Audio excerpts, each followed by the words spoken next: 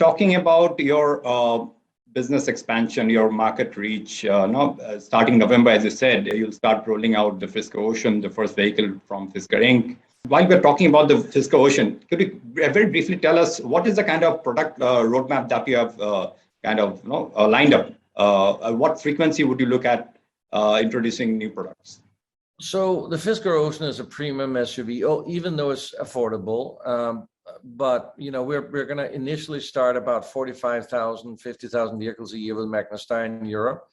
I foresee we are going up to 150,000 vehicles a year within the next couple of years. We definitely see the demand for it. Then in 2024, we're going to be launching a vehicle called the Fisker Pear, which is going to be a really radical, I would almost say, mobility device, full of technology. It'll not look like any vehicle you have seen today. It's super advanced. It's like a little spaceship on wheels. It's very cool.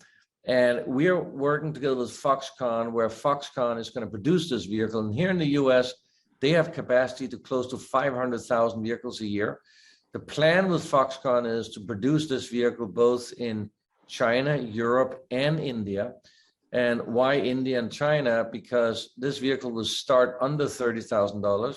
So it'll be very affordable, yet spacious, with new type of storage spaces, new type of technology that's not seen in this segment. And we can really only accomplish that if we eventually make 1 million vehicles a year. And that's objective with the Project Pear. So those are the two most important vehicles that we are planning before 2025. We are planning 2 more vehicles, which is more in the upper segment, sort of, supercars and other cool vehicles. But the Pear and the Ocean are really the foundation of the company. Earlier, and let's come to India now. You touched upon India earlier in the interview also. Tell us, where does India stand in your overall scheme of things in terms of your overall business plans? As a market, as a sourcing base, maybe as a technology development base also? So, I've said this before. I think what is really exciting, by the way, my wife's from India. So, I've been to India many times. And I think one of the really amazing things about India is emphasis on education. And I think when you look at the Indian population, the Indian market, they're extremely tech savvy. And I think India at one point, and I think nobody really knows when, but at one point it's going to explode when it comes to the adoption of electrification. Of course, the government has a big role in that, but I do think there's going to be a pressure from the general population at one point in time to go electric. It makes a lot of sense because of pollution, cost of electricity, et cetera, et cetera. Nobody really knows when that's going to happen, but I hope, and my prediction is that I think we will get to India with production of the Fisker Pear with Foxconn before Tesla starts production of their vehicles in India. Okay, and have you started negotiations with state governments on potential sites where has Foxconn initiated that to identify potential site? Well, we already chosen our site for a development center in India, in Hyderabad, and we already have set up the company in India. We already started hiring people in India, and we're going to send out a press release shortly in the next weeks about this facility where we're going to start hiring people. When it comes to actual manufacturing, we have not chosen a place yet. I don't think we need to choose it yet. But I would say that I think that the facility most likely will be a ground-up facility, and I think we're going to need to also make batteries next to this facility because everything needs to be done in India to make it efficient, cost-efficient. And I think that the vehicle we have is perfectly tailored for India because of the size, the spaciousness, the technology in this vehicle.